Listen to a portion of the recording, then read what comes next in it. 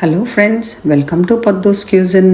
ఈరోజు మిరపకాయ బజ్జీలు చేసేసుకుందామా? మరి నేను ఎలా చేస్తానో చూసేద్దాం రండి. మరి ముందుగా మనము మిర్చీలు తీసుకుని బాగా వాష్ చేసేసుకుని ఇట్లా బట్టతో తుడిచేసుకున్న తర్వాత మనము ఇలా స్లిట్ చేసుకోవాలండి. దాని లోపల ఉన్న గింజలన్నీ తీసేయాలి, ఎందుకంటే అవి చాలా కారంగా ఉంటాయి. కొన్ని పచ్చిమిర్చిలో గింజలు అసలు కారం ఉండవండి, అలాంటప్పుడు మనము ఉంచేసుకోవచ్చు. ఈ గింజల్ని పారే అవసరం లేదండి, మనము కూరల్లోకి వాడుకోవచ్చు ఫ్రిడ్జ్లో పెట్టేసుకుని. ఇప్పుడు మనము మిర్చి లోపల స్టఫింగ్కి రెడీ చేసేసుకుందామండి. 1 కప్పు వేయించిన పల్లీలు, అలానే 1 అరకప్పు పుట్నాల పప్పు తీసుకోవాలండి. అలానే 1 టేబుల్ స్పూన్ వాము తీసుకోవాలి. ఇవన్నీ మనము మిక్సర్ జార్లో వేసేసుకోవాలండి. అలానే 1 అర టీ స్పూన్ కానీ టీ స్పూన్ కానీ ఉప్పు వేసుకోవాలండి. ఉప్పు అనేది ఎప్పుడు మీ రుచికి సరిపడా వేసుకోవాలండి. కొంతమంది ఎక్కువ తినచ్చు, తక్కువ తినచ్చు. సో ఇక్కడైతే నేను 1/2 టీ స్పూన్ యూస్ చేశాను, ఎందుకంటే నేను తీసుకున్న పల్లీల్లో ఆల్రెడీ ఇవి సాల్టెడ్ పల్లీలు అండి. లైట్ సాల్ట్ ఉంటుంది. మెత్తని పౌడర్ లాగా చేసుకోవాలండి. చేసుకున్న తర్వాత ఇప్పుడు మనము కొంచెము ఇందులో నిమ్మకాయ రసం పిండుకుందామండి. రసం బదులు మనము డ్రై మ్యాంగో పౌడర్ కూడా వేసుకుని కలుపుకోవచ్చండి, 1/2 టీ స్పూను. ఈ మిక్స్చర్ కలిపేసుకున్న తర్వాత సాల్ట్ ఒకసారి చెక్ చేసుకోవాలండి, సరిపోకపోతే కొంచెం యాడ్ చేసుకోవాలి.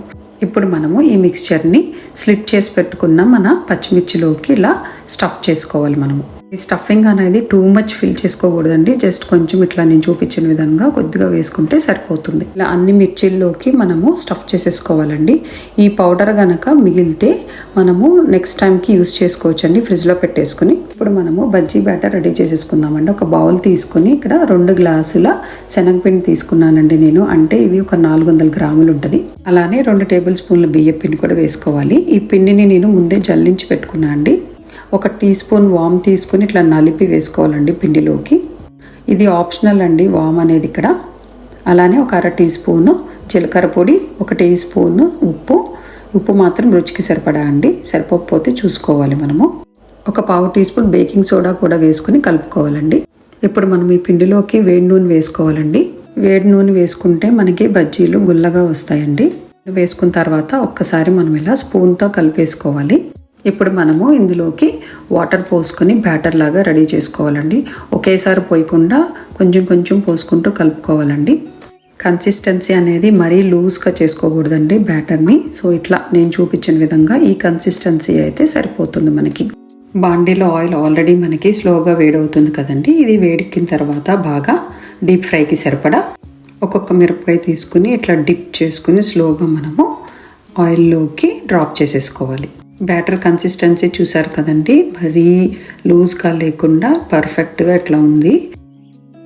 ఈ మిరపకాయల్ని మనము గోల్డెన్ బ్రౌన్ కలర్ వచ్చేంత వరకు స్లోగా వేయించుకోవాలండి, ఎందుకంటే పిండి అనేది లోపల కూడా ఉడకాలి కాబట్టి.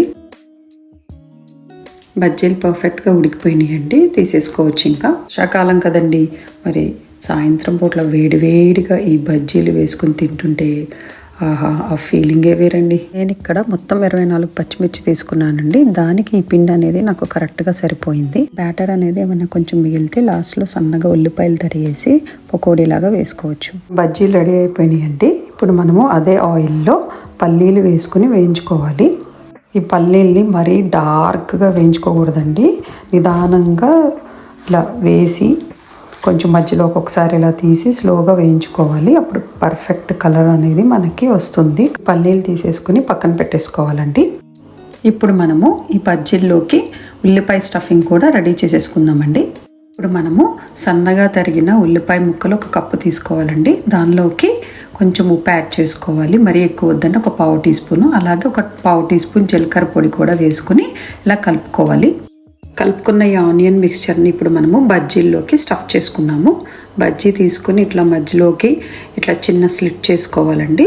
చేసుకున్న తర్వాత ఇందులోకి మనము ఈ ఆనియన్ మిక్స్చర్ని వేసుకోవాలి. ఆనియన్ మిక్స్చర్ వేసుకున్న తర్వాత కొంచెం కొత్తిమీర తరుగు కూడా వేసుకోవాలండి. అలానే మనం వేయించి పక్కన పెట్టుకున్నాం కదా, ఆ పల్లీలు కూడా ఇట్లా వేసేసుకోవాలి పైన.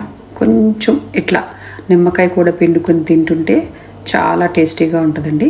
మన మిర్చి బజ్జీలు అనియన్తో స్టఫ్ చేసి రెడీ అయిపోయినాయండి. కొంతమంది ఇష్టపడరండి అనియన్ స్టఫ్ చేయటం, సో ప్లెయిన్ గా తింటూ పక్కన పెట్టుకుంటారు. సో అలా అయినా మనము బజ్జీల్ని తీసుకోవచ్చు. నేనైతే బజ్జీలు ఇలా చేస్తానండి.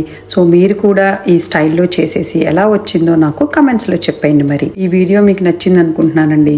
ఒక లైక్ కొట్టి షేర్ చేసి, కొత్తగా ఎవరైనా నా ఛానల్ని చూస్తుంటే సబ్స్క్రైబ్ చేసుకోండి. మరి మళ్ళీ కొత్త కుకింగ్ వీడియోలో కలుద్దాం.